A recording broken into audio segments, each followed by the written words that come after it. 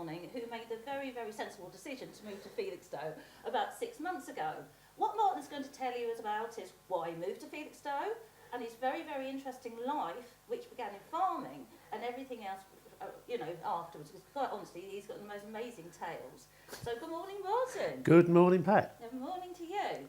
So why did you move to Felixstowe? I bought a house in Felixstowe from a very dear friend of mine, and she wanted to sell the house, and I wanted to buy somewhere to get rid of some money, put it in a property.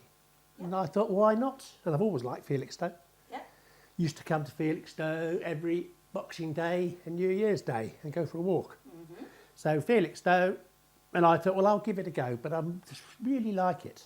Yeah. And going to the pub where we met. Exactly. And the best place, isn't it? you can. My business is in a pub. Everybody I've ever met has come from a pub, yeah. Except the Romanian I employ. Right. He's the only one that didn't come from the pub. Well, where did you meet the Romanian? I met him. Well, I was told he was.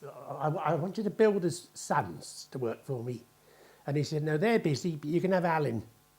I don't know where he comes from. He said he comes from a far eastern. He comes from an eastern country somewhere. He's ever so clever. He's cleverer than you and me put together, mate. So I had him, right. And he's very good. Mm-hmm. And he works for me at Audley End House. Yeah. We service all the river at Audley End. Go and take all the rubbish out. Mm-hmm. Clean the sluice gates. Take all the, and there's loads of rubbish. I mean rubbish. Yeah? It's only 4 or 5 miles from the source. But I think this winter we've taken 25 tonnes out. Mm. And being at Audley End, it's not like work, it's a privilege to be there. It's a beautiful place. Beautiful place, isn't it? Absolutely beautiful. When you say rubbish coming out, how do you sort of define rubbish? Trees, logs, tennis balls by the dozen. So there must be I don't know tennis court somewhere. Don't know where it comes from. It just comes down in loads and loads and loads of it. Yeah. I've got an old boat down there. Yeah. And it's great. It's a great place to go, and the team I work with down there. For my age, I'm lucky to have a team like that to work with. All the gardeners, very friendly. And I go in there with a one-man team, which is myself, a two-man team or a three-man team. And I use the chap from Felixstowe now. He's a fisherman and he likes coming over there as well, so it's all good fun. Yeah, who against a mutual friend of ours. Absolutely, yes. It's all good fun, really. But I call myself Waterscapes because in a pub in Polstead, this chap came up to me and said, "You're that bloke that does ponds, aren't you?" I said, "Yep." He said, "You're Martin, aren't you?" He said, "Yep." He said, "Well, people don't want to know who you are, they want to know what you do." Yeah, exactly. So I'll call you Waterscapes. I said, "Fine." I said to the landlord, "Buy this bloke a pint, give him a pencil and paper." And he made an oval shape to go in Yellow Pages when Yellow Pages was worth being in.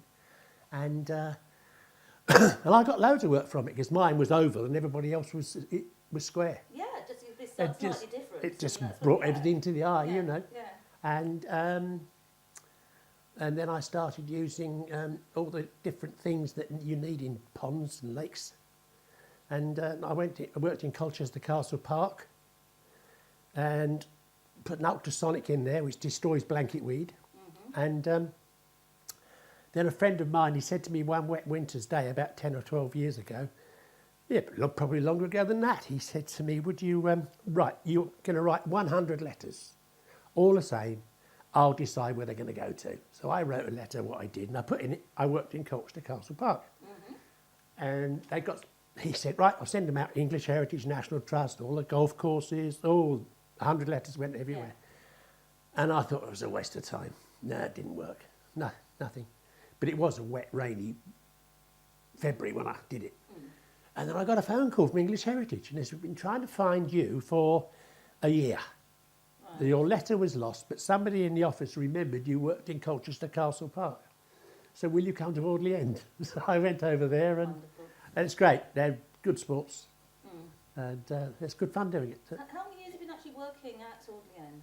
About 8 years. 8 years? Yes, yeah. 8 years. Yeah. It's great. Yeah. And I've been there longer than most people now.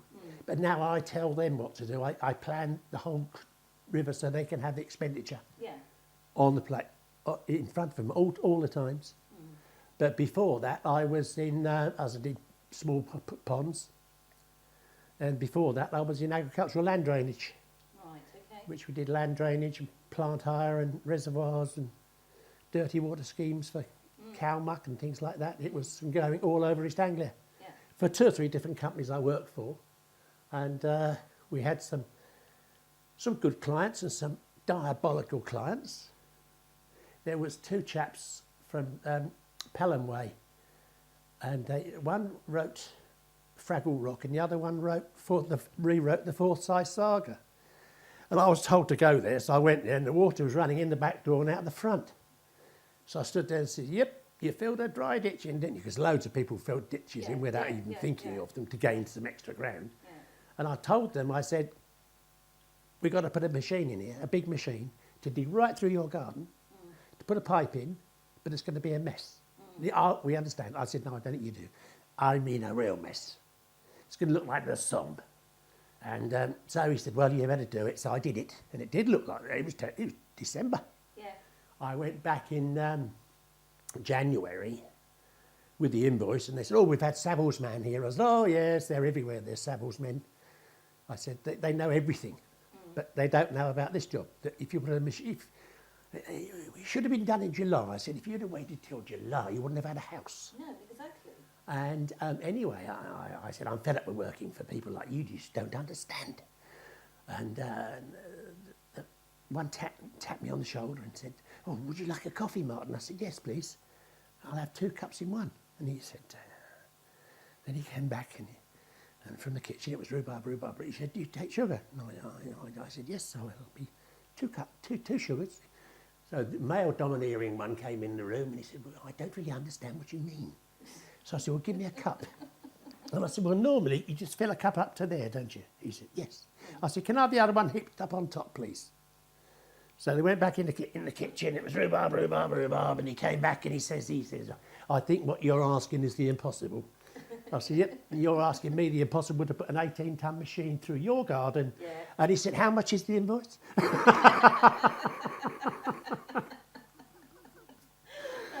But some of the people, they were really good sports. But every field that I ever drained was the only one the farmer wanted that same day that I was on his field. I used to go, Right. I used to do the draining on them and what have you. But I drained all of Tendring 100. We drained a lot there. We had 3 machines for 5 years in Tendring and never went any further than Tendring. Heavens above. And then I left there and worked for a company in Wissam. Yes. And I was down on the Isle of Sheppey, doing 3,000 miles a week. Some weeks I was under the tunnel every day. It was unbelievable, the mileage I was doing. But it was a completely big scale that I did that before. But I kept smashing the cars up, so he made me redundant. Are you telling us you're a bad driver, Martin? No, I'm all right now. Not now, not really, no. I introduced, actually last couple of weeks ago, I introduced myself to my neighbour opposite. I backed out and hit his sister's car. And I thought, oh, goodness me, I'm in Felixstowe. I haven't heard the end of that yet. Oh, I bet you have. But it's not the way to introduce your neighbour, is it? It's not really. You know, I mean, reputation's going to go forth. So really, it wasn't good. No. It can only get better. Of course it can only get Oh, yes, better. yeah. But some of the things we used to get up to.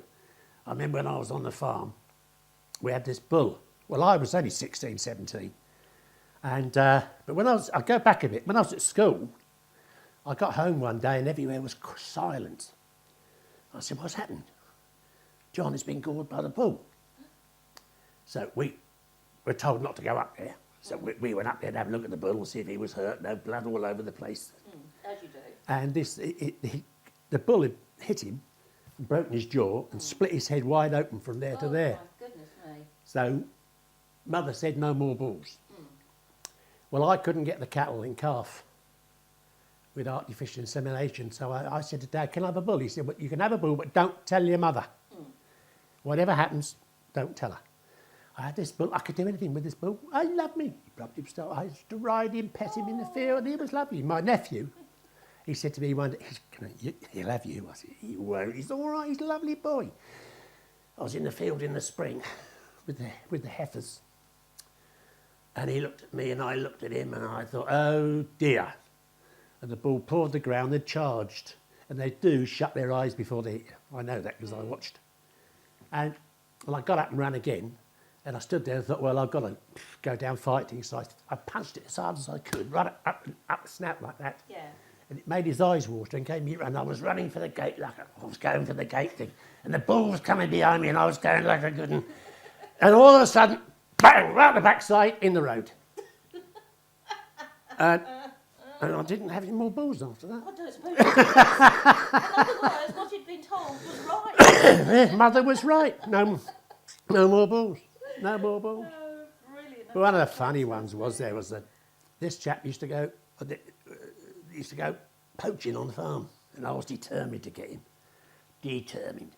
And the vicar used to come on a Thursday, and I heard bang bang on a Wednesday. I thought, right, I'll have him this time. And I used to wear a 6-inch dagger. You could then. You didn't kill people with them then. You only used it to cut the bales of straw. Yeah. And crawled up this ditch. And there was a bloke stood there with a great coat on, because there weren't any barbers then. It was all great coats, army great coats. And he had this great coat on and 12 bore under his arm and an old cap on. I got him. I said, got you. Can't repeat that one. I said, oh, sorry, vicar.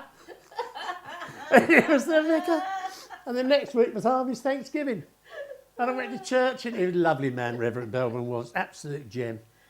And he says, I said, I'm ever so sorry, vicar. He said, well, that's all right now. And he said, it's all over and done with now, isn't it? It was really funny. He was a good sport, the old vicar. Yeah, it really was. Oh, absolutely brilliant, fantastic. But, yeah, I mean, you sort of got all this and all the stories, because you've also learned some other little things. Since you've been in Felixstowe, you've been learning a little bit about the fishing trade. Oh, yes. Yeah. I've got more fish in my freezer now than before, and my cooking's improving as well. I bet it is. Oh, yes. It is. Yeah. But, yeah, so how are you coping with it? Have you little shorts out? And... Oh, it's great fun. It's great fun. It really is good sport. Yeah. Yep. So getting out And this chap came up to me in the pub, as normal, and he was talking to me, and he tapped me on the shoulder. I'm going to talk to you. He said, because you've got the same kind of jacket on that I've got on, mate. Do you remember the meeting one? But as you said, that we're the most opposites. But You're so different in character. yeah. Yes, Oh, yeah, absolutely brilliant. yeah.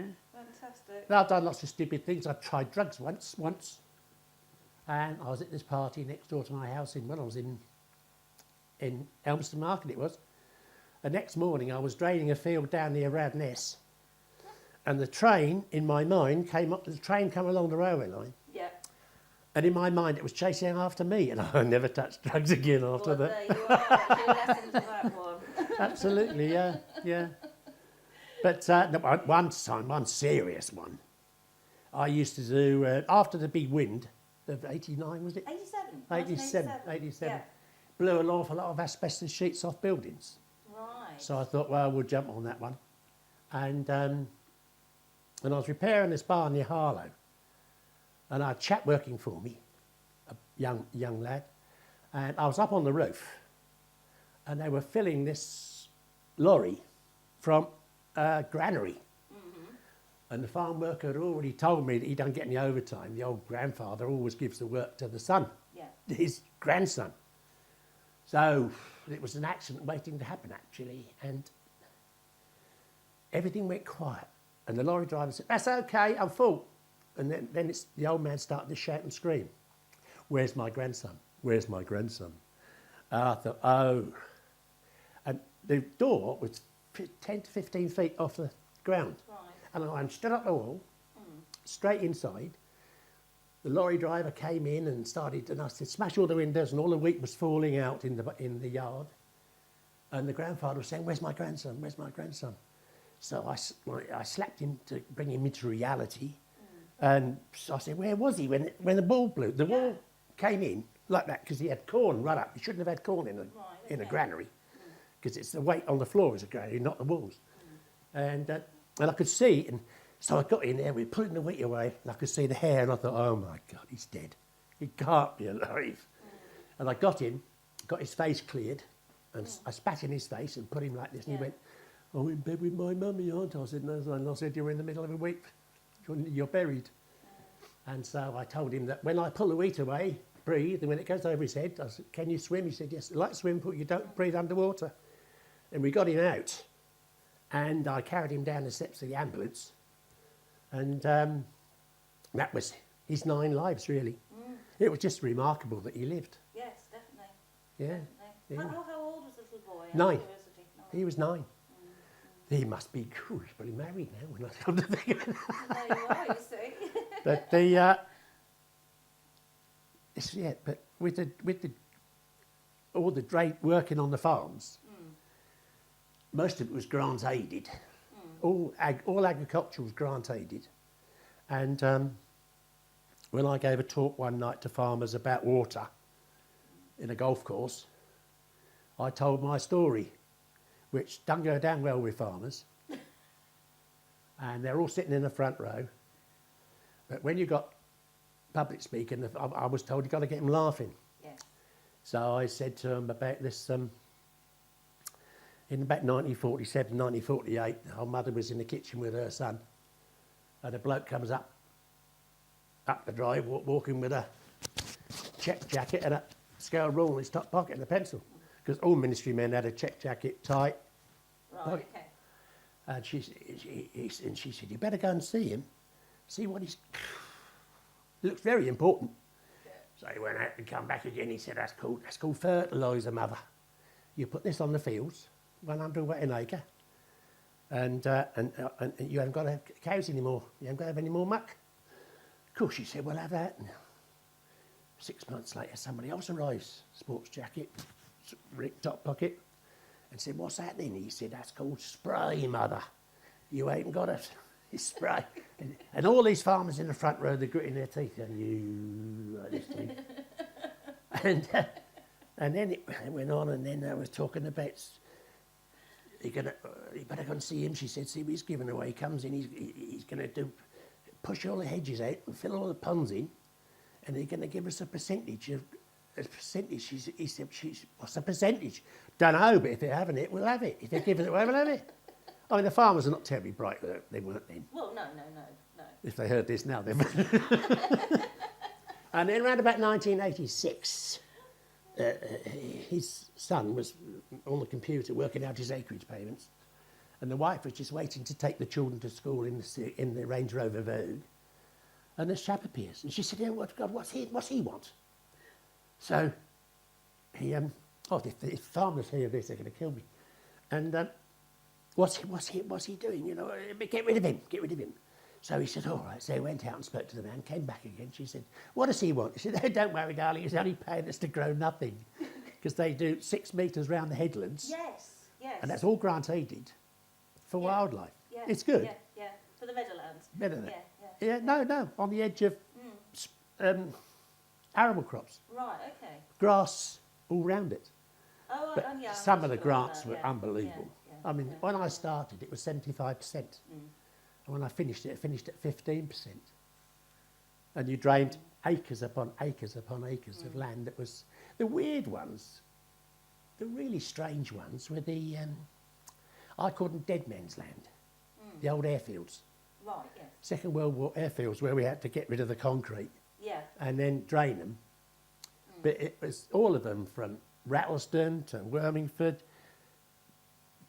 Birch, all of them, very strange feeling on them. I don't know why, and it was the only place I ever had this strange sensation, really. Yeah. Yeah, Ghostly, I suppose. yeah, it's really weird. Ghost to the past. Yeah, absolutely. And you could, yeah, it was very odd. But another one that was funny, that wasn't far from Bedmarsh, actually, and I hired this digger to the farmer, so much a day. And he said, "Well, we can do all the ponds, but we can't do that one up there, because that's where Dad said he put the phosphorus bombs on after the home guard. They chucked them in there." I said, I don't know what bombs. I've dug up not hundreds, quite a few bombs. And so I said, "Right, we won't do that one, we did the others." So he had half a day left with the digger. He had to pay for it. I said, "We'll do the one in front of the house." What do we find? Phosphorus bombs. So I said to the digger driver, and the digger driver looked at me, and I said to the farmer, and the farmer looked at me, and we walked up the field to find out what was in this pond, and it was full of gin bottles. Gin bottles. His father is hiding all the gin bottles in there for years. Oh, wonderful. And I always remember that one. And the farmer's in the front row. Come on, Martin, who was it? I said, I can't tell you because it was most of them's cousin. But it was good fun on the farms, really. Yeah. That was. Down in Kent, I mean, that was completely different. It was nice going to different areas. I was very lucky, really. And whenever I gave public speaking, at Christmas, at their firms do, I was to say, well, I go out for a picnic every day of the week, as we did. We took our flask and sandwiches, and for all those years, you just carried on like that. But a lovely one, there's an old boy in Gestonthorpe. And it was coming up for his 80th birthday. And somebody said to him, you want to go with Martin Burt? I'm not going with him. He goes, you go too far from Mum. So, anyway, he said to me, where are we going tomorrow? I wasn't going anywhere tomorrow. So I quickly rang up the Co-op farmer in Bedfordshire. And I had an appointment I brought it in quickly with the telephone company. And we went up to, anyway, I picked him up. Spruced up he was, had his Sunday cap on, and we left Finchingfield. No, we left Gestingthorpe. We got as far as Finchingfield, and I said to Bert, look at this, it's Finchingfield. Isn't that good? He said, put it this way, boy, I ain't never travelled. I said, where have you been? He said, I've been Brakebury Market, Sudbury Market, and Bury Market. That was it? And that was it. No further? No, he hadn't been anywhere. A lovely old boy he was. Anyway, he said, I want to know the minute I'm in Hertfordshire, and I want to know the minute I want to see a motorway before I die. So it was different roundabout then, down at Stansted. I stopped on the roundabout. I said, well, that's the motorway, Bert. He said, cool, right. He said, no, Hertfordshire. So I got into Hertfordshire about 5 miles. I said, this is Hertfordshire, Bert. He said, ain't a lot of different, is it? He looked all round it. Like this. He lovely he was. He really was. What a character. And I had to go up to Royston to look at, because I was to find out what kind of soil it is, to find out how to drain it. And he kept on telling me to go up the field a bit more to see the soil change. And he knew exactly where the soil change would be, but he'd never been out of the area in his home life. But he knew it was in him. He knew the soils. He knew the hills. Yes. And then we went to visit the Co-op farm, and he polished his Land Rover up, and he said, right now, open the front door for old Bert, and he said, you get in the back. And he drove all over. He gave him a lovely day out. He really did. And then we had to meet the GPO there for a cable that was on this estate. I can't remember where it was. Somewhere near Ware, I think. And as I was leaving, the GPO bloke said, of course, this is where the Christine Keeler affair started. So Bert's here, said, what, Christine Keeler affair? Take me round the front again, boy. Take it round the front. I want to see. I can remember her, he said. Oh, it was funny. Poor old Bert, though. Never hurt a fly in his life. And he got burgled. And somebody came in to steal the money, and them old boys never had any money. Because he had photographs on the mantelshelf. And I should say, what camera did you use? We didn't have cameras, boys did. When they come down from London to the big house, they used to come down and take pictures of us and send us the pictures. And I didn't realise that happened, actually. But of course there was no money. There was, of course there was. And Nothing at all. no. But his house had never been sold. From the 15th, 16th century, something like that. And it used to have a thatched roof and had a tin roof on it. But, all those old boys who, I was very lucky to know them. It really was. A friend of mine, he wrote some books about, somebody asked him, would he write a report for the Sudbury History Society or something like that. I don't know what it was. And he kept on telling me he hasn't finished it. And he finished off by writing a book called The Long Furrow. Right, okay. And he wrote the whole book about one field. Just one field. One field. And the people who would have worked on it, including old Bertie. It was remarkable. Yeah. And he wrote all these books And it was really fantastic. Do you know what? The name has gone. I can't remember. That was Guesting Top. And I'll probably come back in a minute. But some of the things that he wrote about, they're just luckily that he did write them, really. And yeah. But how are we up for time? Oh, We've got another 5 minutes now. good grief. Now, if we're in the pub with a pint of beer, I know. that'd be all right. Yeah, no, exactly. Wouldn't it? No. Anyway, Felixstowe, I think is. Yes. I think I'll stay here. I don't It's blame great. you. It's good fun. It is good fun. Yeah. Amazing people. I mean, I can Everything walk to the else. pub. You can walk to the pub. I can walk to the supermarket. You can walk to the supermarket. Walk to the doctors, but I've got to go again as soon as possible because I've got a gammy knee. My knee's Yes. broken up. So that's all nice and handy. And so hopefully they can sort me out today. And then we'll go from there. Yeah. Yeah.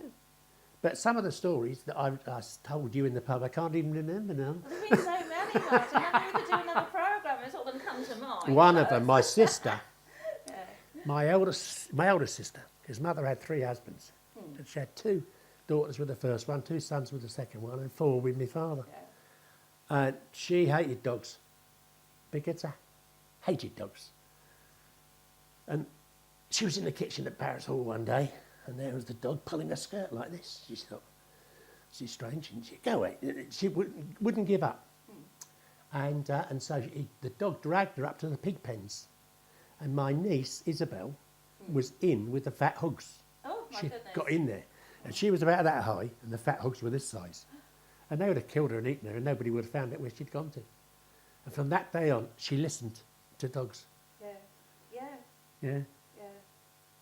I think with that, Martin's been the most amazing person to talk to. He's definitely got plenty to say for himself, and hopefully he'll come back at a further date Yeah, why and tell not? some more stories. Thank you very much, It's been a Martin. pleasure. It's good fun.